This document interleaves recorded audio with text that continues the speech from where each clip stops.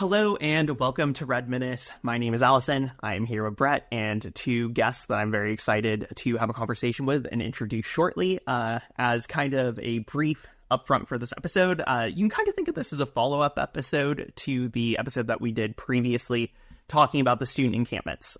So we spent some time trying to analyze those from sort of a theoretical and tactical perspective, and things have happened since we made that episode. So notably, that episode, I think we recorded the day before the UCLA encampment was attacked by Zionists and then later raided by police. Columbia has cracked down on their encampment. Many encampments have taken deals and come to agreements with the university that involve disbanding in exchange for a variety of different concessions from the university. There have been a lot of developments. At the same time, there are also encampments that are still going and that are still involved in negotiations and are, very actively continuing to struggle through this right now. So we want to kind of touch on that by talking to some students from some of the encampments. So real quick, we have Cheli here, who's a student at Cal State LA, part of the encampment there, where there is a ongoing encampment, I think on day 31 today, if I'm correct. That has still been going and is very vibrant. And then we also have Phia from the UO encampment, which reached an agreement with the university and took a deal there and decamped in response to that. And I don't know exactly how many days that encampment made it to exactly, but it was also one of the longer lived ones. So got to 24. 24. Okay. I mean, still quite some time. So with all that said, I mostly want us to have a conversation between the four of us and really hear, from the experiences of the students at the encampments, hear from their perspective, what's going on, what's shifted, what the goal of the encampments has been, how things have developed, these broader questions. I think, we're at an interesting juncture point right now. There are not too many encampments left. The summer is coming. There's a real question about how the terrain of struggle is going to shift.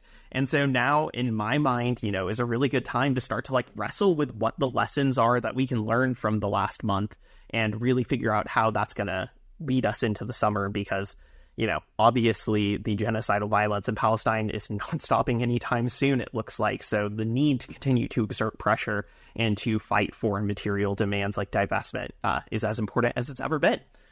So with all that said, I think we can go ahead and just jump over to our first question, which is what motivated the foundation of the encampment at your school and what are, or in the case of Oregon, were your demands? Is there either of you that'd like to take that first? I can go ahead. Hi, everyone. I'm Cheli. I'm a student currently at the Cal State encampment. What motivated the foundation of our encampment was, it's kind of interesting because obviously we were deeply inspired by the work that was done at Columbia and other encampments that had popped up. Our encampment didn't start until May 1st, which was right the day of basically that UCLA was swept. And I think that there were obvious motivations about wanting financial disclosure, divestment, but also it's a little interesting at our campus because, in January, there was a pretty big and kind of historic strike that happened in the CSU-wide system. And that ended after one day. People were expecting maybe weeks, maybe a semester-long strike. So, I think there had been just built up frustrations about actions not being taken or us not being taken seriously enough with the demands that we have, whether that be about fair wages for faculty or something like this, divestment from Israel. So there was a lot of energy around wanting to take some sort of really direct action. And as far as our demands, disclosure is, the first one. There's some information available online about our university's financial information, but it's not it's not clear. They'll say we have $6 million invested in mutual funds. okay, which mutual funds? So that our first demand is disclosure, so we can take a look at all of these specific financial informations and, see which one of them are benefiting from genocide. Divestment is our second one, to divest from all endowment and non-endowment investments that are currently profiting off of the genocide that's happening. And then we have a third demand that goes into severing all ties with the military-industrial complex. So that means ending partnerships with Boeing, Northrop Grumman, Raytheon, which we do have partnerships with in our engineering school. Then a declaration for the administration for the school to acknowledge that there's a genocide happening, and, make a declaration in support of Palestinian liberation. Then amnesty for student, faculty, staff, and community protesters. We're asking that no one get suspended, arrested, expelled. And the last is reinvestment. So we're asking that the school move some of those investments back into things that help our students and our faculty and staff. So, that includes things like putting more money into our mental health services, because we currently have I think the standard of care is one counselor for every 1,500 students, which still doesn't seem like the best, but that's, I guess, the standard of care. And we're way below that. So, one of our demands was reinvestment back into our school. Awesome. Yeah, thank you for sharing that. I think the context around that strike is definitely interesting. Having a partner who's a part of the union that participated in the CFA strike, definitely got to see up close some of the frustrations about how that one day approach to it ended up going. So I appreciate that emphasis on, focusing on being taken seriously in the face of what happened there.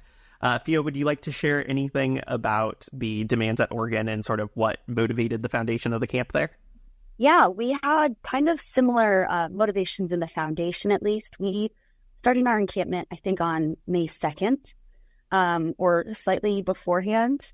No, actually, yeah, it was definitely slightly beforehand. But it was in retaliation to our demand, or a demand that we had set previously for May 2nd, for the university to meet some of the demands that we had set out through previous sit-ins, previous die-ins that we had done. We had not been met with any negotiation, but we set a deadline that we kind of had to abandon, given what was taking place in Colombia. We were also incredibly inspired by the students there and knew that we kind of needed to readjust our time frame to apply pressure in that way, through solidarity in the act of an encampment. So our motivation was very, very similar. As far as our demands go, we had a little bit of a different experience that I think kind of speaks to the deviation happening. Obviously, the strength that we saw across the country with college students is that when we were all engaging in this action with this explicit goal that was all the same, of divestment, that's kind of where our power came from. And what we saw at Oregon as far as our demands go is that we started really strong with just divestment, and then protections, cut off protections for faculty, staff, and students speaking out, cut off any academic ties with Israel, cut off any financial ties with Israel, and then divest from any other external war machine, U.S. imperial war machine investments. And we were pretty quickly shut down by faculty and staff for the demand of divestment. We had several personal letters come out from the university president, kind of slandering the students, saying, "You guys don't understand. You don't even know what is happening. These demands aren't feasibly met because of the way that our UO foundation is set up," which isn't true. It's intentionally misleading to kind of alienate students from that process. But once we started kind of buying into that rhetoric, we ended up dropping divestment from our reasonable demands with it as a future goal, and started pushing for disclosure. And then from there, we had to we opened the door to further be bullied by administration to kind of back our demands down, which is how we got to the place of like taking the deal that we did. Sure. Yeah, I think that's really helpful context about, the shift in demands over time that occurred there at Oregon. Broadly, right, so it sounds like there was a shift to making disclosure and ask. How much information was there going into the foundation of the encampment about the financial holdings of the University of Oregon? Did you all have some insights into that already, or is that something that, is yet to be revealed? Yeah, so we did have some insights. Like there is verifiably $2.8 billion that we sent to Lockheed Martin. And, they're not doing good stuff with it. But there's like that discrepancy of like, they are able to say, oh, well, there's less culpability because we are not directly making these investments. We are just investing in a firm that holds these investments. And then we kind of had to straddle we were semi-aware of this, but we weren't aware at the time how many other financial resources might be invested in similar things, because the pushback that we got, especially within negotiations, they were incredibly patronizing, condescending, and overall just not really willing to negotiate, especially on the fact of divestment. So we felt like it was almost hindering us in a way because they kept hammering home, you guys don't know what you're talking about, which wasn't true. We wanted divestment. We still want divestment.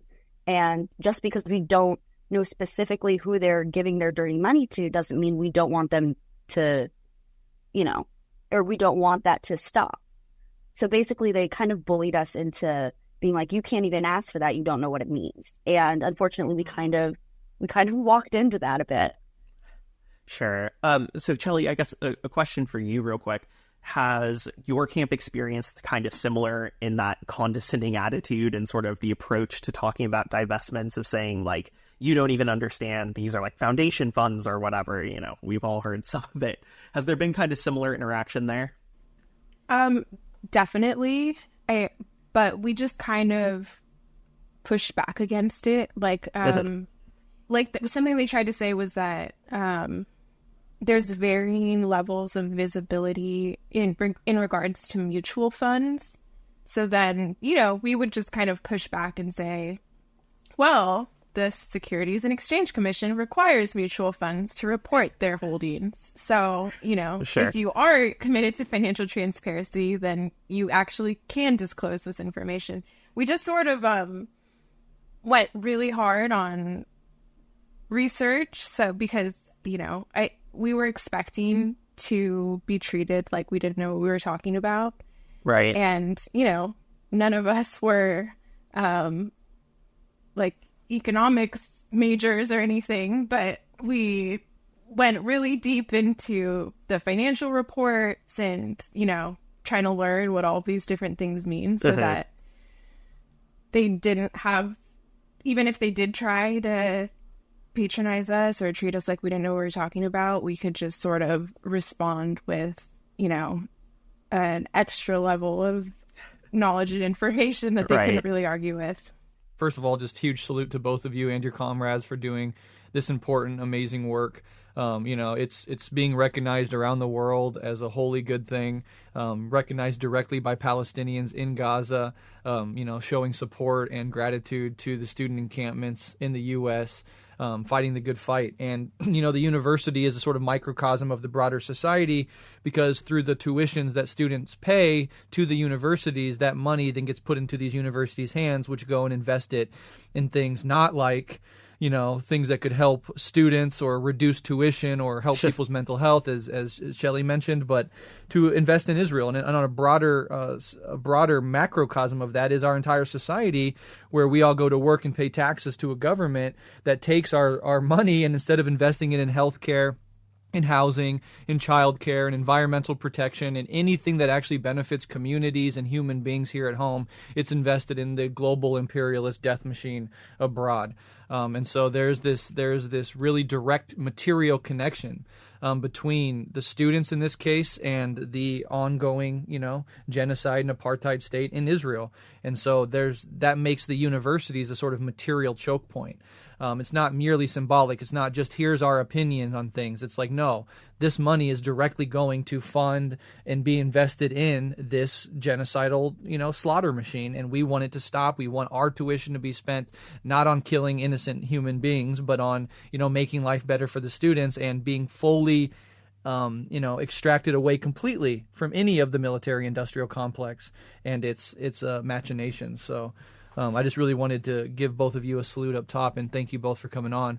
But the next question is, realizing that this is a really a global movement of people across the planet, standing up for Palestine. We even saw the Israeli embassy in Mexico get attacked in the last week or so by protesters who are on the side of Palestinians.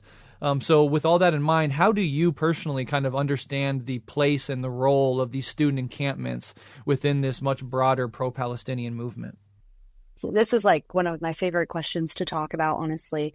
I think that we have a lot of power, specifically as students, not only just the historical context of students, normally being at the forefront of social movements such as these, but the fact that so many people in Gaza right now are young people who are under the age of 18.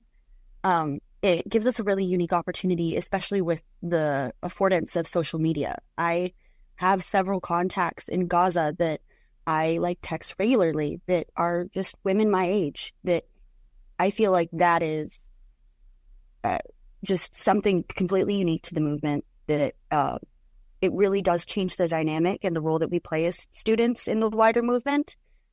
The encampments specifically seemed like a movement of escalation that we were collectively taking, and a lot of a waking up point for a lot of people that there is only complicity in silence in these situations. You have to do everything you can in institutions such as these to work against the inherent harm that it is doing. A wake up call for a lot of people on how deeply involved the U.S. imperial war machine is in all of the conflicts, all of the genocides that we see across the world right now. And I think that young people and students have never been more acutely aware of that than through the work done at the encampments, and just revealing that the school will always choose the side of capital, will always choose the violence of the state, will never truly listen to its students because it's not designed to. It is designed to create this money funnel into these the same investitures that tend to create the problems that we then in 20 years teach about in these institutions and say, oh, that was bad that we did that. So I mean, if universities are supposed to help us break the cycle of history, then I think students are the ones that are internalizing that and actually enforcing it now. Yeah, absolutely. And before I let Cheli answer for herself, I just wanted to make clear that there's a historical precedent for these student uprisings, and they often do get results even if they're not immediate. During the anti-apartheid movement against South African apartheid, students from Spelman, Morehouse, Howard University, Tuskegee University, etc., they organized protests, strikes, teach-ins, boycotts, divestment campaigns, and they were similarly treated patronizingly by their administrations, by the broader corporate media. But they were on the right side of history, and eventually, that is now completely integrated into common sense that these students were 100% correct, and their activity, their protest, was a material, factor in the shift away from supporting apartheid South Africa, and so we're really seeing that again. And so kind of seeing those historical reverberations, I think, are really important just to, reconfirm and revalidate the fact that, in 20 years, in a generation or two, this is going to be common sense. And all these assholes patronizing the students, calling them ignorant, say you don't even know how these things work, they're all going to be in the dustbin of history and, lathered with a layer of shame for their complicity in this genocide. And so I think that's an important thing to constantly reiterate. But Cheli, did you have any answers to that question in particular for you and your university? Yeah, I think it's an interesting question because, at Cal State LA, we have a very small Palestinian student body and also a very small Jewish student body where it's mostly like Latino Chicano students. And, there's very few people that have, I guess, identities that align with, the Palestinian conflict or, Jewish students. So it's been interesting to see that. And I think that what's really being shown is that, this genocide and, the powers that are involved, whether that's our school president or, the United States government, is it's just really a clear example of settler colonialism, Western imperialism, and the urgency and the willingness of students who, don't have any personal ties to Palestine, but maybe have personal ties to the experience of settler colonialism or their indigenous history or the experience of being an immigrant, feel really, really motivated to participate in this. So in terms of like a broader movement, I think that this has been really mobilizing for a lot of people because not only do they see it as an effort to end a genocide for Palestinians, but they also see it as an effort to end imperialism and settler colonialism, wherever it is, and disrupt this system of powers that, have been just ravaging and displacing and, killing populations across the globe. So, I don't know. It's been really, really cool to see. And, aside from the student encampment work, I do some tenant organizing, and it's just been interesting seeing how, at UCLA, there were some of my tenant union comrades who were supporting the UCLA students, and they ran into a landlord that they had been fighting in a building in Koreatown. They have a sort of council called the K3 Tenant Council, and this family owns all these buildings in Koreatown and across Los Angeles. So they've been fighting this campaign against this family who've been displacing, mostly immigrant communities in and around Koreatown. And they saw them there on the other side, fighting against them at UCLA. And, it's connected. All these things are connected. So I guess this has been a really good opportunity to really take a direct action and stand up against these powers that be. Yeah, no, I think I really appreciate you bringing up those connections to other struggles. I can't speak for other cities because I'm not in them, but in LA, it's been really fascinating seeing the broad variety of groups that have mobilized around this. You've seen anti-gentrification groups focused on Chinatown who have been involved, who were outside of Karen Bass's house recently, yelling her down. You've seen groups that do tenant and anti-gentrification work in Little Tokyo, moving in, a lot of these spaces as well. It's been really interesting. And I think, very profound to see those connections to other struggles getting drawn. And, it's been really cool because I think there is more than just, the fight for Palestine, which is the primary expression of this broader contradiction right now. But the contradictions of capitalism and imperialism emerge all over the place, right? And that ability to connect those struggles, I think, is what allows us to build enduring opposition so that even when one crisis shifts in some way, there's still the ability to move on and adapt to fighting other instances. Phia. Sorry, I feel like I would be very mad at myself if I didn't at least also add to that conversation. Totally, yeah. In the context of Go for it. The little microcosm that we have at UO.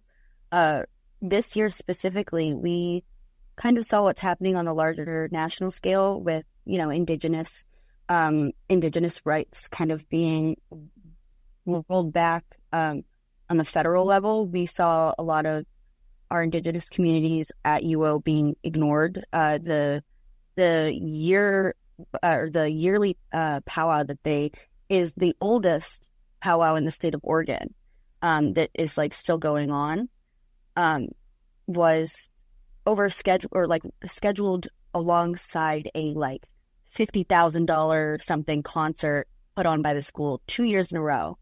And they had to literally fight like tooth and nail just to get them to acknowledge the fact that they did that and get them to move the concert. And we, at the time, like SJP and like organizers who were already involved, we all showed up for that kind of like exposure, that they needed people to create that pressure and that power, especially when you're dealing with other students that are taking their go-aheads from administration and might, kind of be swayed by that. And what we saw in response was like just complete unity during the encampment between like our Indigenous community and the Palestinian and Arab community that we have here. It really emphasized the motifs of colonialism, of settler violence specifically, of, land back was a big part of a lot of our teachings because of that, connection that we had to NASU already, which is the Native American Student Union at UL. So I think that like a lot of those pre-existing, like Cheli was saying, like those pre-existing community connections, whether it's like through tenants, through fighting landlords, through fighting for equal opportunities, for fighting for unhoused people, like they all came back to like reinforce the notion that, like we've all been saying, these are not separate issues. They are 100% interconnected, and you can see it by the people perpetrating them. Yeah, no, I think that is really important. And, the settler colonial contradiction is like so relevant for us in the United States because we are living in a settler colonial society, right? I think it's very important to not fall into seeing what is happening in occupied Palestine as like exceptionally different from what's happening in the United States in many ways, because that core contradiction and relationship to occupation of land, is still very much operant there. I think I'm going to go ahead and shift slightly to the next question because I think there will be some very interesting discussion here. So one of the things that's been interesting watching us is that universities have taken like a lot of different approaches to how they've responded to encampments. So there are universities who, the day that an encampment went up, they sent in the police to sweep it. There are universities that by and large ignored their encampments. There's others that did, kind of in between. UCLA ignored it for a little bit, and then after allowing the Zionists to attack it, they sent in the police. We've seen a wide range of responses from universities. Some have engaged in negotiations, some have refused. So I guess my question for you two is, what is the response that you all got from the university? And also, did that meet your expectations of how you expected the university to behave in response to the encampment and its demands? We have not received, we haven't been swept. We haven't really even encountered a lot of agitation or Zionists coming onto our campus, which we were fully expecting. And so I think, that we've sort of been able to do other things with that space. But in terms of how the university has responded, 5 days after our encampment went up, our president sent out an email to everyone on the campus email, which is probably around 35,000 people, that said our encampment was spreading anti-Semitic rhetoric, and that we had graffiti carrying messages of hate and bigotry, is what they said. She also said that Cal State LA unequivocally supports free speech. These activities are not that. She claimed we had fireworks and that we had, we were blocking walkways, all of these things that just were blatantly lies, they just weren't true at all.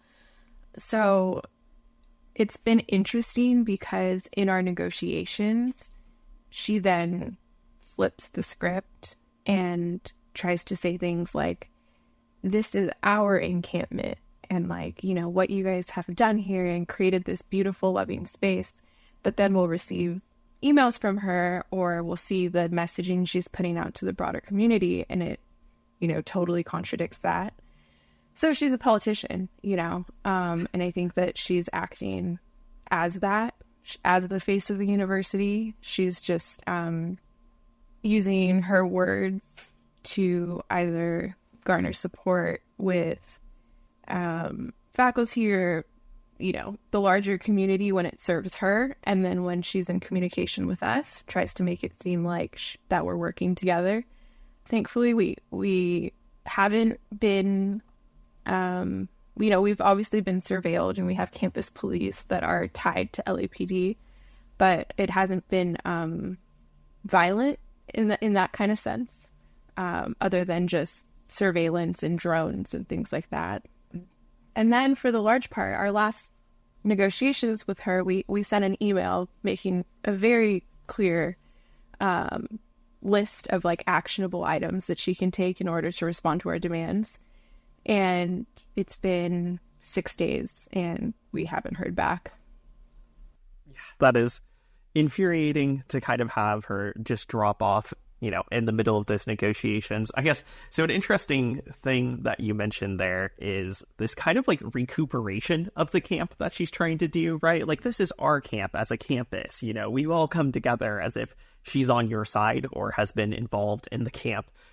Alongside that, has there been any walking back of any of the lies that were told, like about anti-Semitic graffiti or anything like that? Or is she trying to kind of hold both of those at the same time?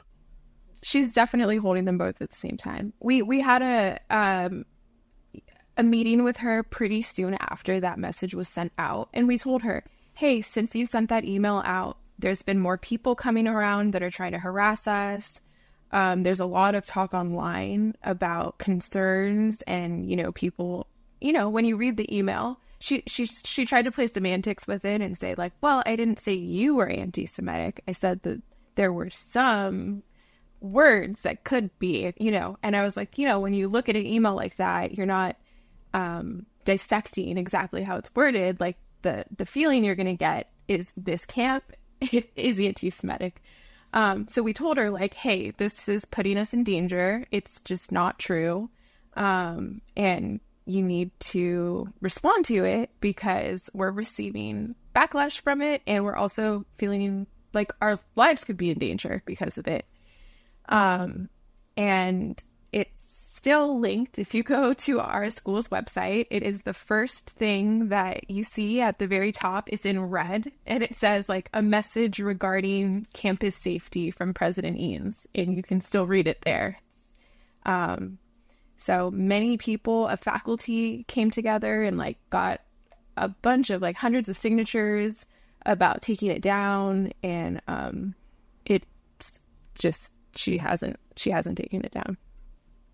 Yeah, I mean, I think you're right to just pick, she's a politician, right? It's the duplicity that we see from politicians generally. I think, you know, it's so ridiculous in this particular case. LA Times originally reported unquestioningly being like, oh, there's anti-Semitic graffiti at CSULA, and people pushed back. Mm-hmm.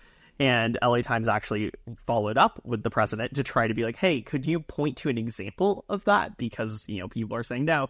And the president's answer was, I can't point to it because I don't want to repeat that language and spread a hateful message further, which is just the most obvious lie, right? It is kind of next level to see.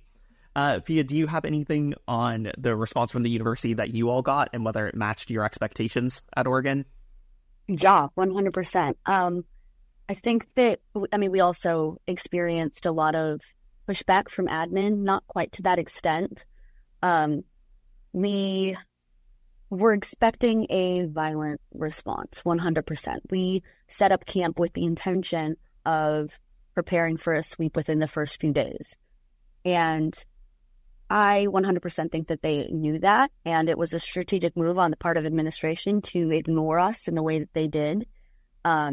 They knew that what we were preparing for, what we were like, the reaction essentially that we were prepping for and putting our resources towards, and they let us waste our resources for them.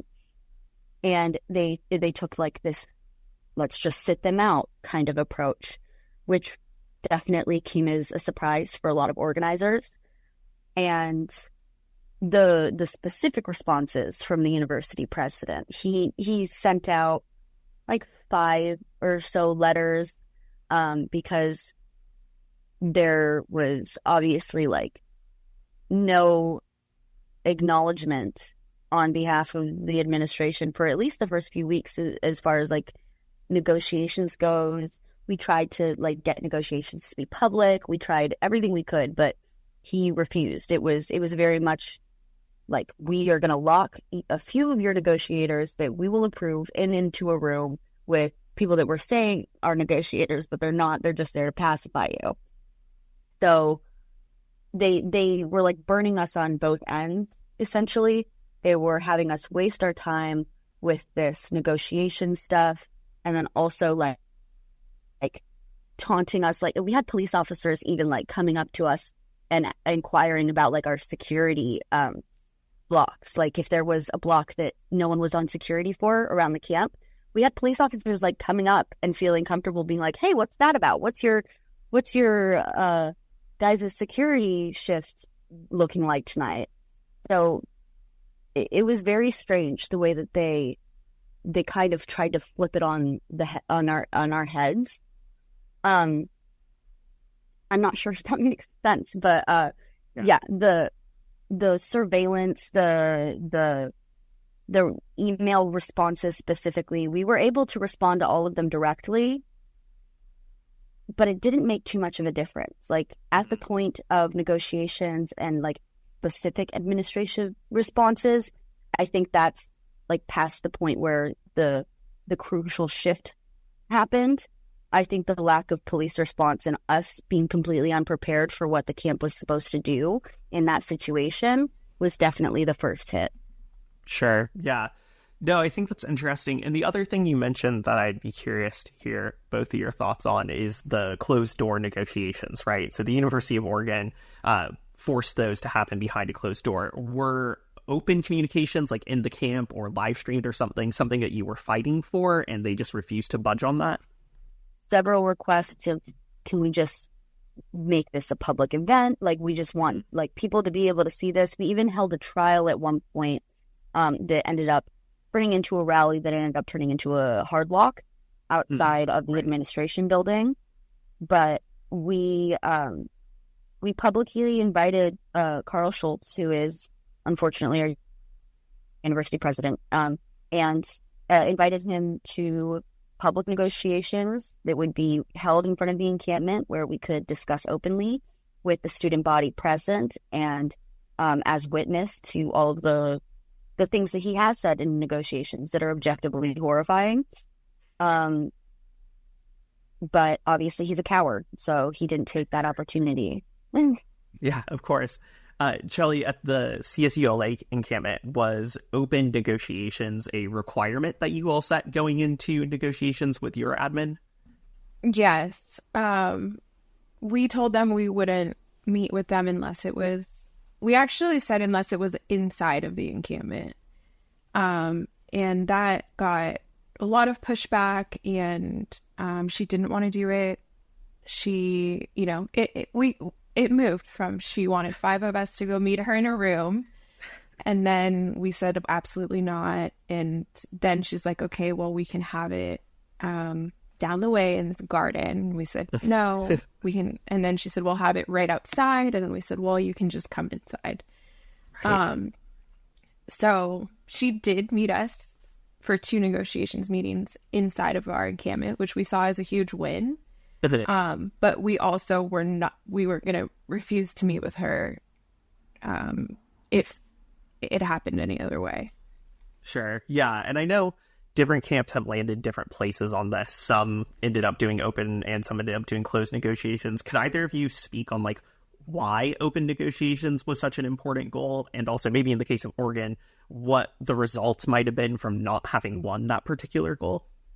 Yeah, for UO, I definitely think it is very detrimental. Like, the divide and conquer technique took them a long way. Like, the admin, just being able to isolate negotiations made it so hard, even with like us as a camp dealing with the bureaucratic decisions and like the responses. It definitely put everything in the framework of administration because it was on their terms. Right. You know, like Cheli was saying, like they stood their ground and said, no, you will meet us in our space on our terms with our demands. And instead, I think that us meeting them on their terms definitely gave them more power to push our demands. Yeah, that was a big conversation that we had. We said, well, what does it say if we already are giving something away? Like, what does that say for the whole process of negotiations? So people felt really strongly, me included, about staying super firm on meeting, for at least for the meeting, having it be on our terms and having them concede to that, because that kind of sets the stage for what the negotiations could be. I think that I feel really grateful to a lot of the students and, you know, just people that are in the encampment that have really like kept reminding all of us over and over that negotiations is one tool in a large shed of tools that we have. Right. And that we shouldn't place it at the forefront because we have all of these other ways that we are also using to try to win our demand, so that we shouldn't put everything on negotiation because we're engaged in direct action. We're in an encampment. So, right. You know, there's ways to be tactical and to think about, okay, if we're engaging in negotiations, how do we also use another tactic alongside negotiations to sort of work together, and not putting so much, importance on just this one thing. Right. Yeah, Phia? Sorry, I know that we should probably move to the question, but I think it's very interesting, like, what you were saying about other modes of pressure, because I do think that at UO we put a little bit too much emphasis on the negotiations as, like, the solution, I think. Obviously, we were also engaged in a direct action, but we also got very heavily cut off from external community members. Mm. So our direct actions, like, kind of were suffering because of the camp in some ways. Right. Like, community members felt really ostracized. There was a lot of infighting. And I think that a big reason behind that was because, like Cheli was saying, like, you kind of do need those outside reminders.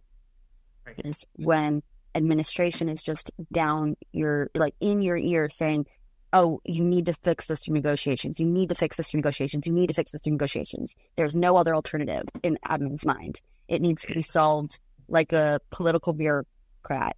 And anyone who didn't agree with that, they labeled as outside agitators immediately and said, we will not negotiate with you if you've got outside agitators in the camp at all, which is another thing that I feel like we, like Cheli was saying, we kind of set the stage for them pushing us rather than us pushing them. Sure. When we made the rule on their behalf, no outside community members at camp.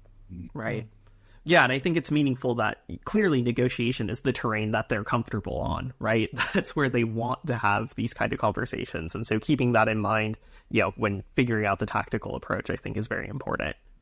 Yeah, well, we're definitely going to get back to the non-student community members here in a second. But before that, I think what has just been said is really indicative of this fact that there are similarities between encampments and also big differences. Differences in administrative approach, differences in relations to the outside community, differences in their confrontation with police, differences in tactics, negotiations, etc. So with that in mind, what are your thoughts on developments at other encampments? Have you learned from them, either positively or negatively? What is sort of your relationship with, you know, encampments happening across the country and sort of how that's informing what you and your encampment has been able to do? We've definitely learned a lot from other encampments, and I think we really benefited from our start date, which, came, like I said earlier, right after the first UCLA sweep, and also during our time growing our encampment, we saw other CSU schools, which is the system we're a part of, take deals, make progress on negotiations. And I think each one of those examples has been able to sort of inform and shape our tactics and what we can collectively decide we will accept and what we will not accept. There was a lesson learned from Riverside. Some students from Riverside came to our camp, and pretty early on after they had taken their deal, and, for people who don't know, part of the UC Riverside deal was that the school agreed to form a task force to, I think the wording was explore the removal of the Riverside's endowment. And this was really disappointing to a lot of the students there. And they also had closed door negotiations with a couple of students who, went away and then came back, and they're like, okay, we made a deal. And the fact that there was no commitment to any sort of divestment in that deal had a really big impact on us. And, that in that moment, we already knew this, but we really decided okay, this is something they're going to try to push on us.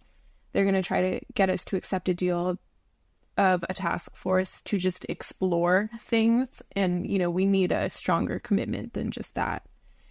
I think every single encampment, seeing what happened at Humboldt and the occupation of buildings, and seeing negotiations deals get taken, whether it be at San Francisco, where their president agreed to divest from weapons manufacturers. Okay, that's something. Is that something we want to work with? Or seeing what happened at Sonoma, where the president agrees to fully divest and then gets fired. So that's another learning opportunity. I think that every single encampment has been really, really, really informative for us. And, we're still here 30, I think this is day 32 days later, and really been able to refine our goals and be clear on what we will and will not accept. Absolutely. Phia, do you have anything to add to that from your perspective? Yeah, I think it goes a little bit both ways. We took a lot of inspiration, obviously, from other encampments on our escalation techniques, on kind of the idea of teach-ins and open education, popular university, creating a library, all of these other great ideas that we were able to implement over the course of the camp. But we also did it to our own detriment, where we were comparing ourselves to other schools that got deals and kind of using it as a limitation we set on ourselves, mostly enforced through admin telling us this is the best you're going to get, this is the best you're going to get, this is the best you're going to get. But that, with these other schools kind of taking subpar deals, because I do believe the deal that we took was disappointing and subpar. And I stand with what Cheli said about the disappointment in seeing deals taken that don't include divestment, when originally we went in with the approach of we're here till divest or rest. So we did ourselves kind of a disservice of being well, look at the other deals happening around the country. This is, a competitive level to a lot of the other deals. This is as good as a lot of the other deals are getting. So we kind of looked at what camps were accomplishing and put that as a ceiling on our own willingness to take the encampment to the furthest extent it needed to go. Right. Yeah, that makes sense. Sort of allowing the other results to, set the limit for where things are at in a way that can be tricky. I guess so, we've talked a little bit about learning, almost like from the example of other camps in terms of how they wrapped up. And Phia, you mentioned briefly, like learning from teach-ins and stuff. Was there anything that, else learned from encampments, how other encampments set up, public teach-ins, how they set up defense? Were there like tactical lessons being learned there, or was it more kind of high level, I guess? I mean, we definitely were doing like, I'm not sure which school it was. I'm pretty sure it was on the West Coast. But there was a school that was practicing riot training, and like linking arms and just practicing in the case of, a police with riot gear, what do you do? And that was something that we thought was really interesting. We did a lot of security trainings. We did a lot of media training, things like that we took directly out of the pages of like what we were communicating with like our comrades in other schools, what they said was working best, what they said looked best, especially for like an outside perspective. It sucks having to play that performative game, but there are some things that just read better to the general audience, like our public library. Like that did a lot of good as far as trying kind of like getting media to be at least tolerable. Sure. And I feel like we, again, to our benefit and detriment, because it was great. We got a lot of the techniques that like the media was praising schools for, but we shied away from a lot of the techniques that they were doing, maybe that were a little more escalatory. Especially occupations of buildings. I think there was so much infighting regarding that it like, even though people were, pushing for escalation as things weren't changing, we were getting frustrated, we were losing momentum. We missed our opportunity for that, because instead of just following the script for the schools, we were following the script and the response. We were looking at the reaction communities had, and we were focusing on that too much. Kind of an optics focus in that sense. I'll say, like, I think there's been, like, huge lessons learned from all of the other encampments, and it's just been really amazing seeing so many different students come to our campus to teach us things from different campuses. Like, whether that's security training or whether it's offering teach-ins. And I think that it's easy to, like, as someone that's like involved, to get sort of wrapped up in everything going on and to point fingers and be like, well, they're doing this and we didn't do this, or, and I ultimately, like, every single one of these students that has been involved in one of these encampments is amazing, Yeah. And if there are bad deals taken, or if, whatever what cases, mistakes are made, like, it's, I think, like, not the fault of the students. It's the fault of these institutions that are investing in genocide, and we're doing our best and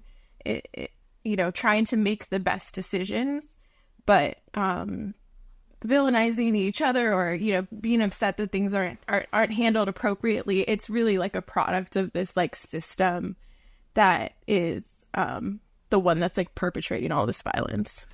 Right. Yeah, I know. And I think that's like the important thing to come to, which is that the universities could just grant these very reasonable demands, right? Like everything that's happening here is ultimately on them more than anything. And I think like, I'll interject briefly and then I'll go back to you, Phia.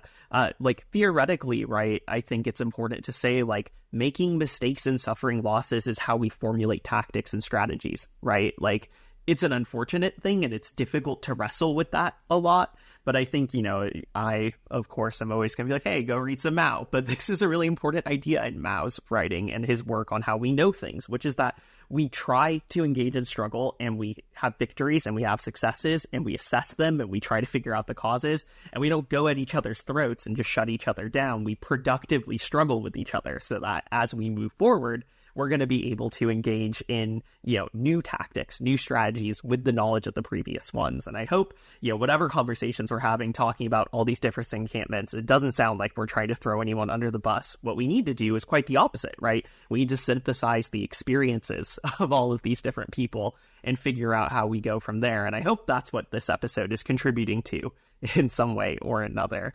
Phia, I think you had your hand raised. Yeah, I'll be really quick. But I think as far as like criticism goes, I 100% agree with both of you. And I think as a student that was part of an encampment that took a less than ideal deal, that felt the pressures of admin, that felt like there was, that we were in a position where we were being manipulated and very much like shut down. I think that the way that we can turn that into the most positive lesson, other than just continuing our activism and using it as momentum, is to share why we got stuck in those positions. Right. Like what turning points for us were where it went that way. And I think the closed doors meeting was definitely one of them. And then the lack of occupational escalation was the second.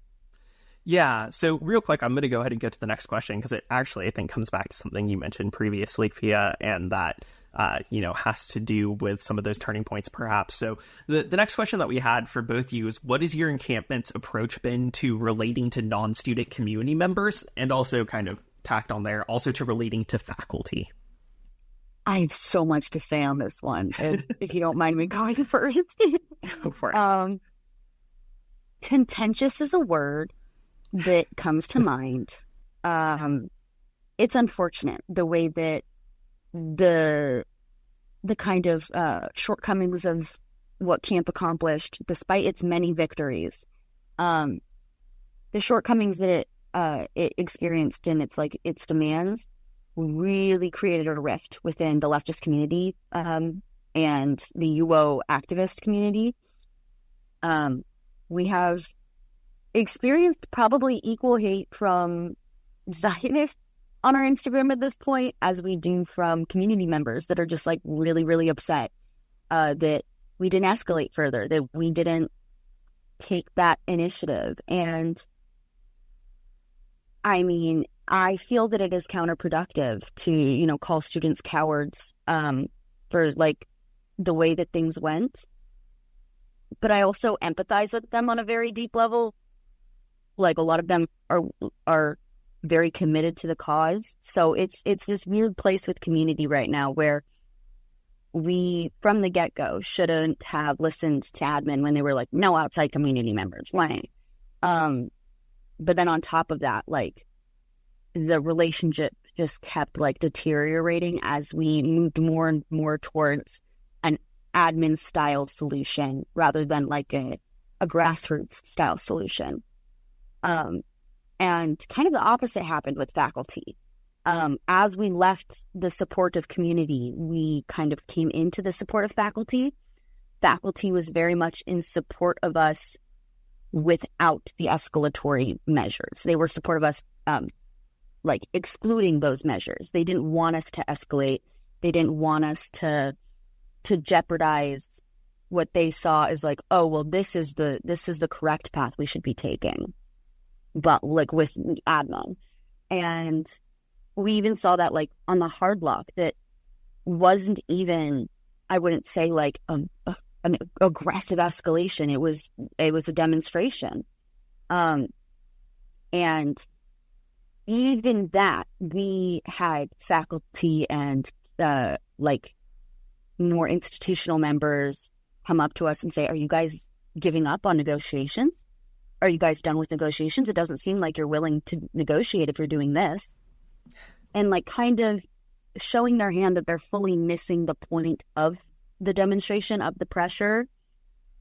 That on top of like the wording that they used was just very admin coded. Uh-huh. And that's just something that wasn't compatible with community, like for a lot of reasons, obviously. So kind of when that switch happened, we found obviously a lot of support in faculty. But recently, and that hasn't changed, like now we're in a position the encampment's done. The encampment, we packed up, we took the deal. Community was mad at us. Staff was very, very happy, elated, in fact, which was just a little bit, made me feel worse about it. But recently we disrupted the president's investiture, and we had like a staff member, or not a staff member, a faculty member who was doing introductory speeches and who has been part of negotiations and is currently in faculty union negotiations, come up to us after the fact and imply kind of that what we were doing, the disruption that we were doing, was making it hard for them in their union talks. And he said, he was like, you got to do what you got to do. But I will say that after that, the union talks were tense. Kind of like, and we know that like the president took it personally that we disrupted his silly little investiture, but he is 100%, and I think this speaks for admin more generally, they take it out on faculty, and then faculty has this incentive because they want to protect the students. They love the students, but they also are feeling this pressure from administration. They have their own demands that they need to be met. They're working within this separate framework than what we are. And I'm not sure completely how compatible it is with a lot of faculty. No, that's really interesting. And I'm glad you hit on that last point, right? That it's not just like maliciousness from faculty, right? Like there are internal contradictions here and lines of division that the university knows how to play, right? I think that's one of the things, like hearing coming from Oregon, the university has been shockingly competent there at responding to you all with the kind of ignoring approach, with the kind of playing those lines of division. And so to a large degree, I think a lot of what you're talking about is an intentional thing that the university knows are fracture lines they can hit on and put pressure there in order to kind of complicate the situation more for you and for faculty. And, we could even get into grad students because there are some strong unions there in Oregon as well. Cheli, did you have anything on that question? Yeah. We have had just the most amazing response from our community. And I think there was a little nervousness at the beginning of, none of us really knew each other, even the students, aside from a core group. So, there was obviously concerns about just letting everyone in. But I think, we've had a whole month to figure this out now, and just being also situated where we are in East Los Angeles, which has, and especially our campus too, Cal State LA, which has a really rich history of activism. We've seen groups come out like the Brown Berets, which were, militant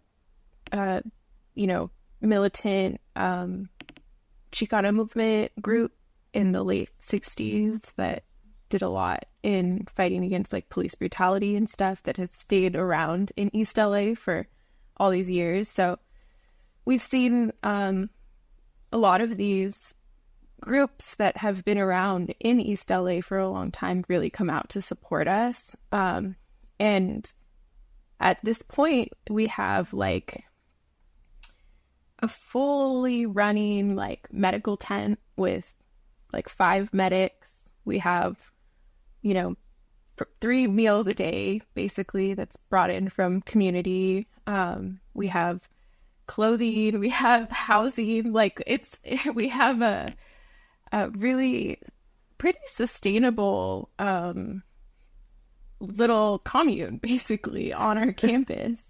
And it's been really possible through the community support that we've gotten. I mean, it's almost hard to manage. Like we'll put I think one time we put a post up on our Instagram and we said like, hey guys, like we need a cutting board. And within the hour we had like 15 cutting boards at our camp.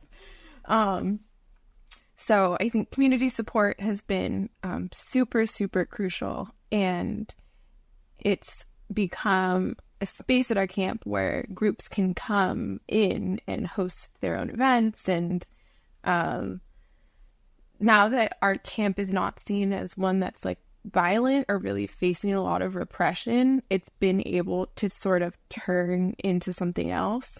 And let's see, faculty, it's different. There's some faculty that have been living at the camp basically since day one that have been incredible and really collaborative. And, you know, we're all equals. It feels like we're all equals in this fight. Like, we're both fighting against the same school system that we feel like should be proactive in divestment.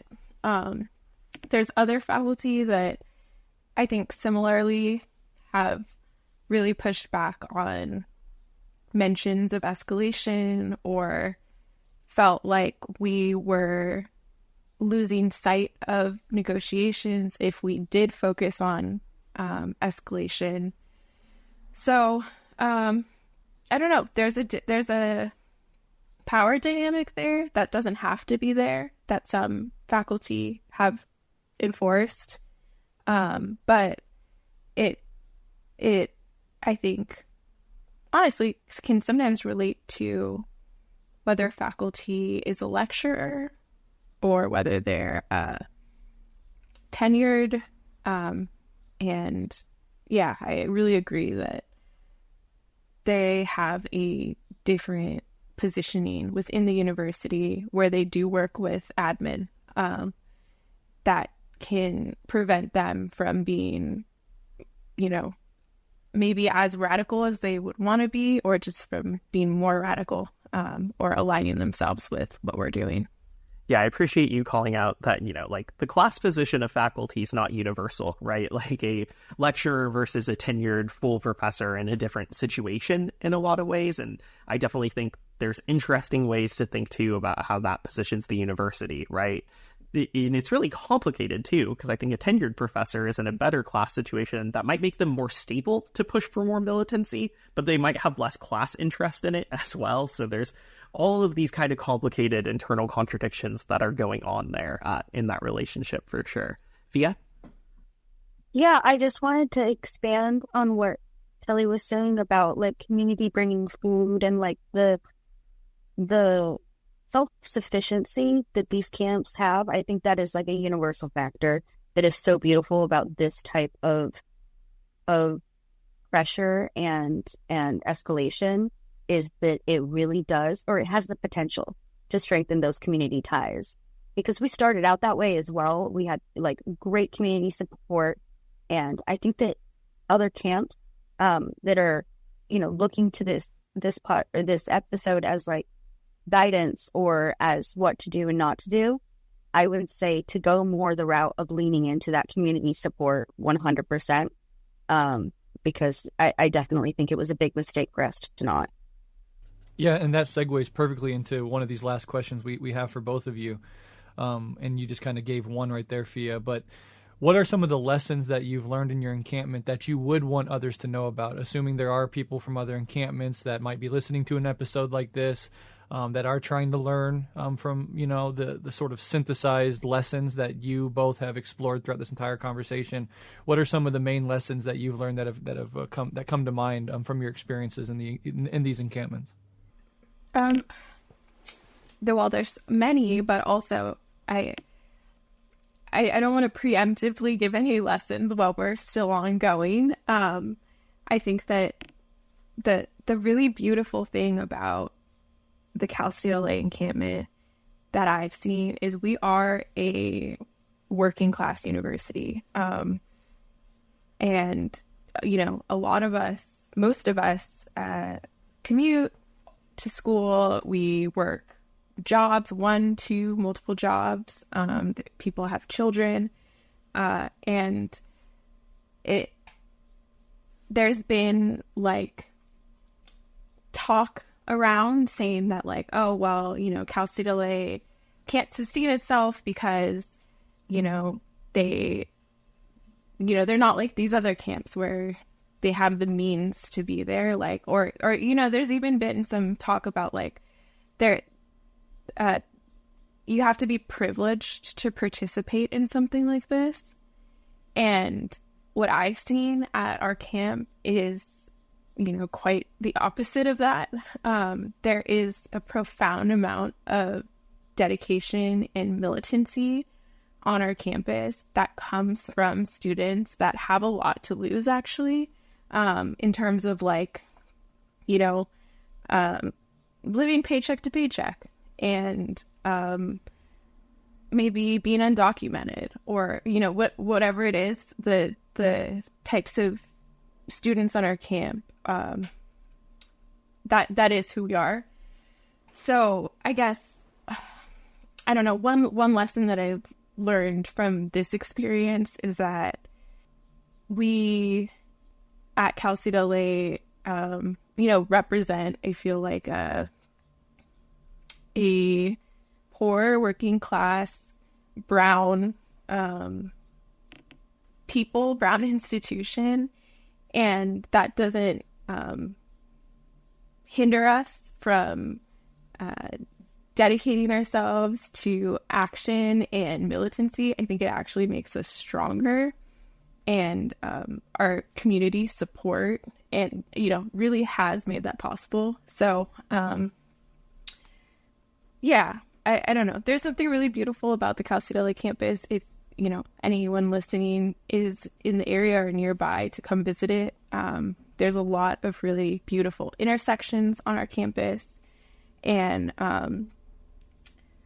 yeah, that's what I can think of right now. I don't have a lesson yet, but I guess just a reflection on the experience of being there.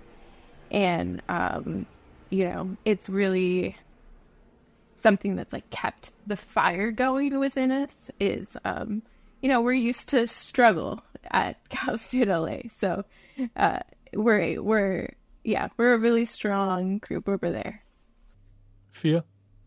Yeah, obviously I come from a very different position with the my camp being done at this point at my school, but I would agree with a lot of, I wouldn't even say that it's too early for you to share lessons on the camp. I understand the you know, kind of worry of it, but everything that you're saying resonates completely. Like, even to the, I mean, obviously we deal with an entirely different demographic at University of Oregon. It is a very, very white school. But the people that we saw taking on the most risk were the people with the most to lose. The students of color, the students that like do feel that class pressure, like you were saying, Allie. And I think that the lesson that I take from that is that, like, within these communities, there's such connection that there needs to also, like, be recognition for those privileges, or like for that sacrifice that a lot of people are making regardless, but mostly for the people that have the most to lose. And I'm not sure if we did that enough at camp retroactively, but I would definitely recommend that for like other camps in other states or schools, to make sure that you are recognizing, focusing, and centering the sacrifices that people are making. Because like rhetoric is way more important than you think it is in these kind of situations. And the way that you talk about your engagement even affects how everyone is involved. Like, we had a lot of bureaucratic problems where we cared more about, okay, what is everyone voting say? Everyone has to be here. Everyone needs to have a say, and we're going to do it like very like stale, like sterilized democracy kind of, when we should have been listening more to people who did have more to lose. Like, there was a lot of instances in our camp of, you know, white students coming in, most of them being on like their first real activism and like learning 100%, but also kind of taking too much space and not leaving the space for those who needed to be elevated, like our Palestinian students, like our Muslim students, like our students of color that were facing the majority of the harassment. So I think being very hyper aware, especially in these places where that intersection comes on privilege, on cost, on the price that you pay just by participating. And then as far as like also on rhetoric, I want to expand because that was a big lesson that we learned. Because we did engage a little bit too much with kind of reformist rhetoric, I think.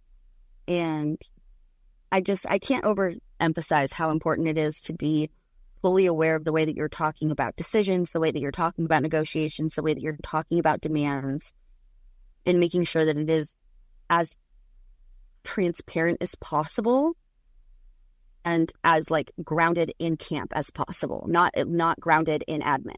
Even though you're asking admin for those demands, like it's like Cheli was saying, to not even give that up, because the more you give up, the more they will take. So I think if I could go back and do anything, it would be to yell at us like, hey, elevate students of color, don't listen to admin about community members, and don't participate in neutered rhetoric that is ultimately going to land you in a position of having to settle. Yeah, that's very, very helpful to hear. And thank you for kind of synthesizing all of that, right? I think those are all points that we built up to throughout this conversation in interesting ways. And I'm very glad to get to hear from you both. And I will say, the thing that you've highlighted, Cheli, that I think is true also is like just the feeling in the camp that you all have going is incredible. Like, I've never been in a space with such good vibes, which sounds like a really silly way of phrasing it, but I don't really know how else to put it. There's an incredible militancy, there's an incredible principle, and there's an incredible amount of community that is just beautiful to see in the face of fighting imperialism, right? I do want to say really fast, just like, yeah, please. I think it is.